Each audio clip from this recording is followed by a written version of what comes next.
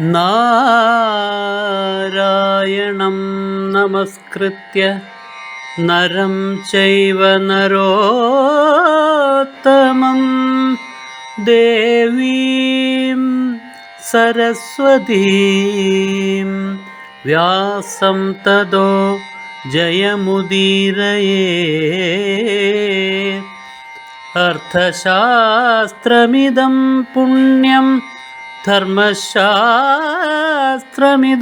പരം മോക്ഷശാസ്ത്രമിദം പ്രോക്തം വ്യാസേനാമിതബുദ്ധിനാ.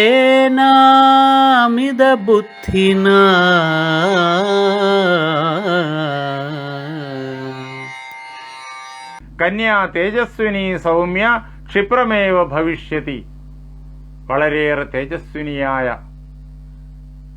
മനസ്സും ബുദ്ധിയും പ്രാണങ്ങളും ശരീരവും ഒക്കെ ജ്ഞാനത്തിന്റെ പ്രകാശത്താൽ പരിപൂർണമായും വിളങ്ങുന്ന അങ്ങേയറ്റം സാത്വിക പ്രകൃതിയായിരിക്കുന്ന ഒരു കന്യക അങ്ങയ്ക്ക് ഉടനെ തന്നെ ലഭിക്കും. അങ്ങനെ അങ്ങയ്ക്ക് സന്താന സൗഭാഗ്യമുണ്ടാകും.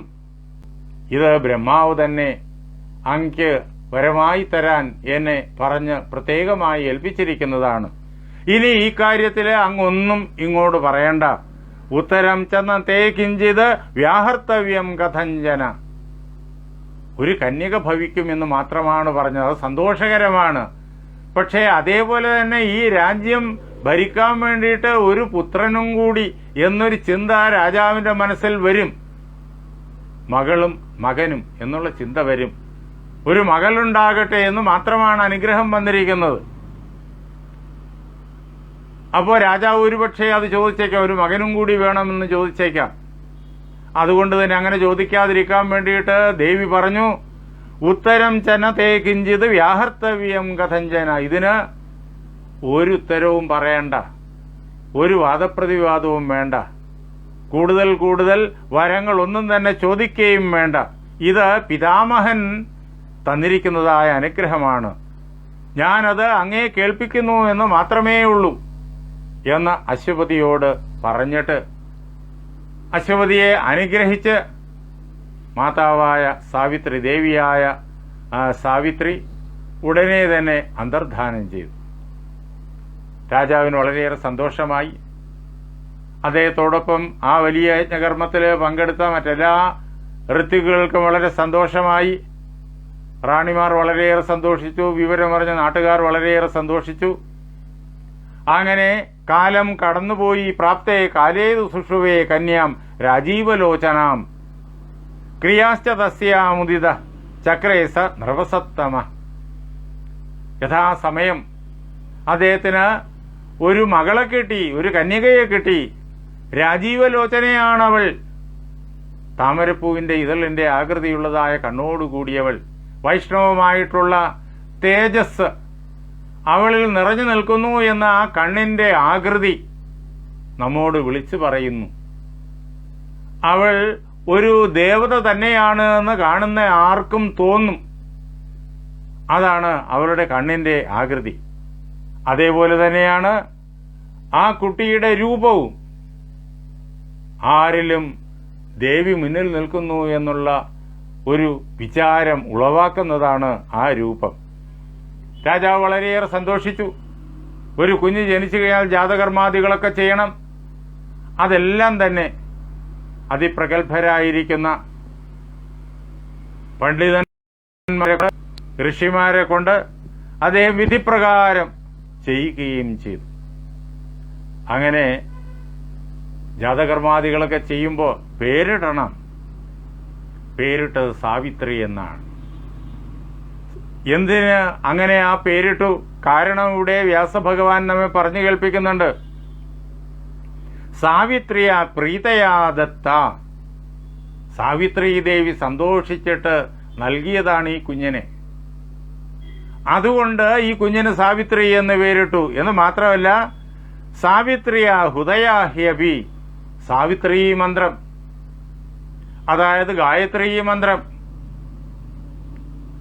അത് ദിവസവും 1,00,000 വച്ച് രാജാവ് ജപിച്ച് ഹോമം ചെയ്തു. രാജാവ് മാത്രമല്ല, മറ്റെല്ലാ ഋത്തിക്കുകളും അതേപോലെ. ഇങ്ങനെ 18 വർഷം.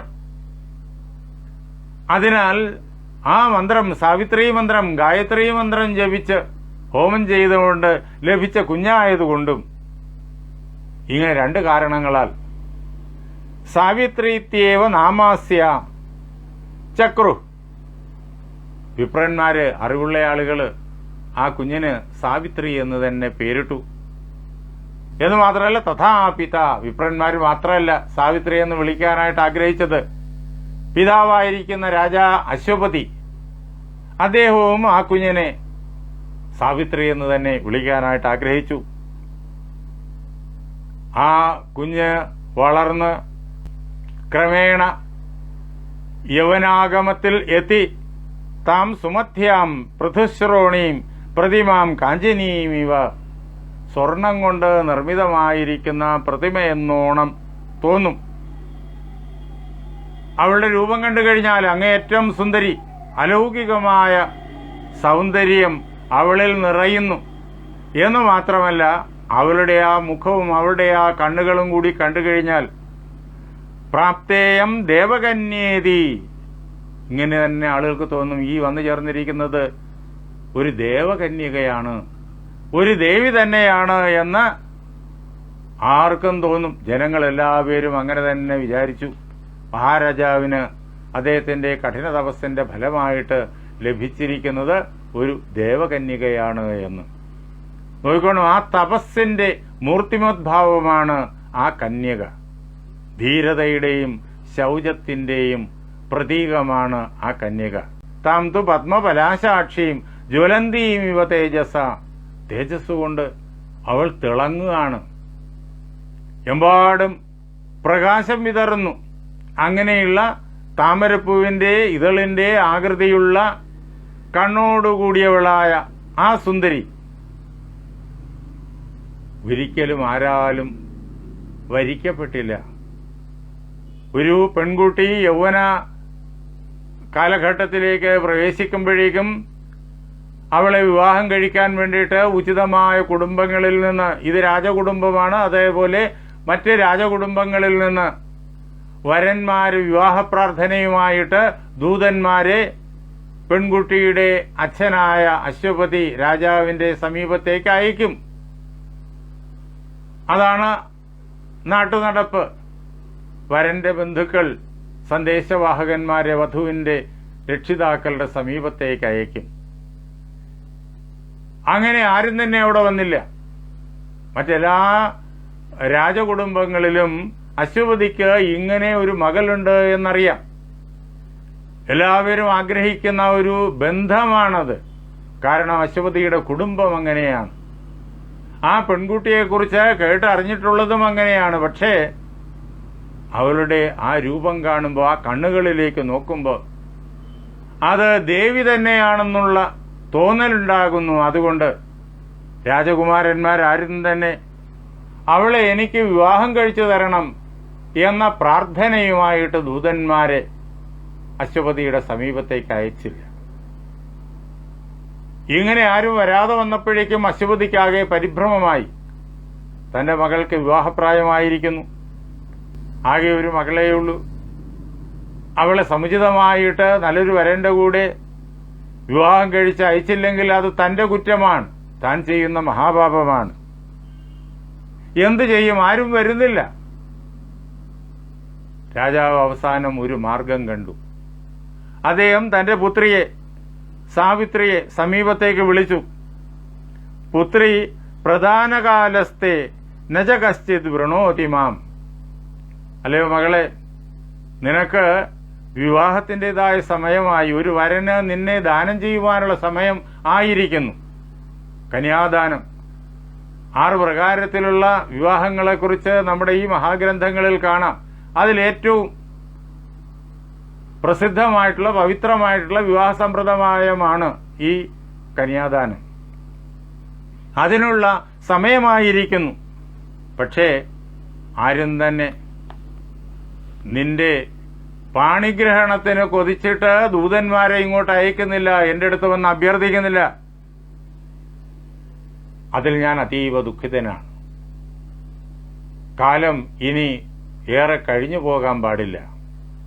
അതുകൊണ്ട് ഞാൻ ഏറെ ആലോചിച്ചിട്ട് ഒരു മാർഗം ചിന്തിച്ചുറപ്പിച്ചിരിക്കുന്നു. എന്താണെന്ന് വെച്ച് കഴിഞ്ഞാൽ, സ്വയം അന്വിച്ഛ ഭർത്താരം ഗുണൈ സദൃശമാത്മനഃ, നിനക്ക് ഉള്ളതായ ഈ സദ്ഗുണങ്ങൾക്ക് ചേരുന്ന, സദ്ഗുണങ്ങളോടുകൂടിയ കുലീനനായ ഒരു ഭർത്താവിനെ നീ തന്നെ കണ്ടെത്തണം.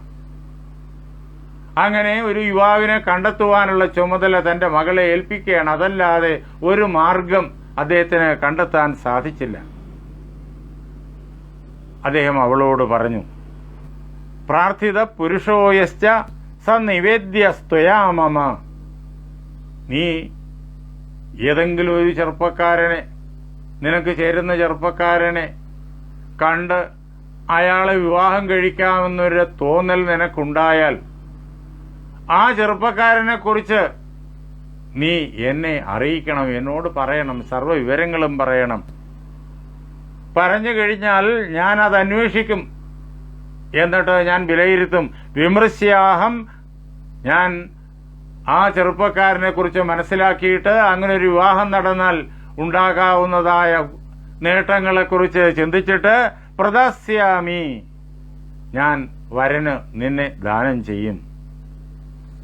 നീ ഏതൊരു വരനെ വിവാഹം കഴിക്കാൻ ആഗ്രഹിക്കുന്നുവോ അയാൾക്ക് ഞാൻ ദാനം ചെയ്യും. അതുകൊണ്ട് നീ തന്നെ നിനക്ക് ചേരുന്ന ഒരു വരനെ, ഒരു രാജകുമാരനെ നീ തന്നെ കണ്ടെത്തണം എന്ന് പറയുകയാണ് അദ്ദേഹം. എന്നിട്ട് അദ്ദേഹം എന്ത് ചെയ്തു എന്ന് വെച്ച് കഴിഞ്ഞാൽ, ഏവമുക്ത്വാ ദുഹിതരം തഥാ വൃദ്ധാംശ്ച മന്ത്രിണഃ വ്യാധിദേശ അനുയാത്രം ച ഗമ്യതാം ചേത്തി അചോദയത്. മഹാരാജാവ് വൃദ്ധന്മാരായ അമാത്യന്മാരെ എല്ലാവരെയും തന്റെ സമീപത്തേക്ക് വരുത്തി. തന്റെ മകളുടെ വിവാഹം നടത്തിക്കാൻ വേണ്ടിയിട്ട് പറ്റിയ വരനെ കണ്ടെത്താൻ വേണ്ടിയിട്ട് പറ്റിയ വരന്മാരാരും തന്നെ ഇങ്ങോട്ട് അന്വേഷിച്ച് വരായിക കൊണ്ട് അതിനുള്ള ചുമതല, വരനെ കണ്ടെത്താനുള്ള ചുമതല മകളെ താൻ ഏൽപ്പിച്ചിരിക്കുന്നു. ഈ മന്ത്രിമാരെല്ലാവരും അവളുടെ കൂടെ പോകണം, സാവിത്രിയുടെ കൂടെ പോകണം. വലിയൊരു ഘോഷയാത്രയായിട്ട് സാവിത്രിയെ രാജകീയമായിട്ടുള്ള എല്ലാ അലങ്കരണങ്ങളോടും കൂടി, രാജകുമാരിയുടെ എഴുന്നള്ളത്താണ്, അതിന് ചേരുന്ന എല്ലാ വിധാനങ്ങളോടും കൂടി ഈ വൃദ്ധന്മാരായ മന്ത്രിമാര് സാവിത്രിയെ എല്ലാ ദിക്കിലേക്കും കൊണ്ടുപോകണം. തീർത്ഥസ്ഥാനങ്ങളിൽ, അതേപോലെ തന്നെ വിവിധ രാജ്യങ്ങളിൽ, രാജകൊട്ടാരങ്ങളിൽ, ക്ഷേത്രങ്ങളിൽ, പവിത്രദേശങ്ങളിൽ, ആശ്രമങ്ങളിൽ എല്ലായിടവും കൊണ്ടുപോകണം. തീർത്ഥാടനം വലിയൊരു തീർത്ഥാടനമാണ്. ആ തീർത്ഥാടനത്തിന് ഇടയ്ക്ക് തനിക്ക് ചേരുന്ന, മനസ്സിനിണങ്ങുന്ന ഒരു ചെറുപ്പക്കാരനെ കണ്ടാൽ ഉടനെ മടങ്ങി വരണം, മടങ്ങി വന്ന് അറിയിക്കണം. അറിയിച്ചു കഴിയുമ്പോഴേക്കും താൻ വേണ്ടുന്നത് ആലോചിച്ചിട്ട് തുടർന്ന് വിവാഹത്തിന്റെ കാര്യത്തിലേക്ക് കടക്കും. ഇങ്ങനെ മന്ത്രിമാരെ തന്റെ മകളെ സംരക്ഷിക്കുവാൻ വേണ്ടിയിട്ടുള്ള ചുമതലയും ഏൽപ്പിച്ച് അദ്ദേഹം അവിടെ നിന്നിട്ട് യാത്രയാക്കുകയാണ്. അപ്പൊ കാണുന്ന ആളുകൾക്ക് ഇതൊരു വലിയൊരു തീർത്ഥാടന ഘോഷയാത്ര എന്നേ തോന്നൂ. സാഭിവാദ്യ പിതുഃപാദൗ വ്രീഡിദേവ മനസ്വിനി, മനസ്വിനിയായിരിക്കുന്ന ആ സാവിത്രി അച്ഛന്റെ നിർദ്ദേശങ്ങൾ അതേ പ്രകാരം അനുസരിക്കുകയാണ്. അവൾക്ക് ലജ്ജയുണ്ട്, എന്നിരുന്നാൽ പോലും അച്ഛന്റെ കൽപ്പനയാണ്, ആ കൽപ്പനയെ താൻ അനുസരിക്കണം. അതിനുവേണ്ടിയിട്ട് പിതാവിന്റെ പാദങ്ങളിൽ അവൾ നമസ്കരിച്ചിട്ട് പിതാവിന്റെ ആ വാക്കുകളെ തന്റെ ഹൃദയത്തിൽ ധരിച്ചുകൊണ്ട് പിന്നെ അതൊന്നും ആലോചിച്ചില്ല. അവൾ ആ ഘോഷയാത്രയിൽ പങ്കെടുത്തു. അതിൽ രാജകുമാരിയുടെ എഴുന്നള്ളത്താണ്. രാജകുമാരിയുടെ സ്ഥാനത്ത്, ആ സ്ഥാനം അലങ്കരിച്ച് അവൾ ഇരുന്നു. സാ ഹൈമം രഥമസ്തായ സ്ഥവിരൈ സജീവൈർ വൃത, വയോവൃദ്ധരായിരിക്കുന്ന, പണ്ഡിതന്മാരായിരിക്കുന്ന, ബഹുമാന്യരായിരിക്കുന്ന മന്ത്രിമാരാൽ ചുറ്റപ്പെട്ടവളായിട്ട് സ്വർണ നിർമ്മിതമായിരിക്കുന്ന തേരില് ഈ രാജകുമാരി എഴുന്നള്ളുകയാണ്. എവിടെല്ലാം? തപോവനാനി രമ്യാണി രാജർഷീണാം ജഗാമഹ. രാജർഷിമാര് വസിക്കുന്ന, രാജർഷിമാര് തപസ് ചെയ്യുന്ന രമ്യങ്ങളായിരിക്കുന്ന തപോവനങ്ങളിലൂടെ അവൾ യാത്ര ചെയ്തു.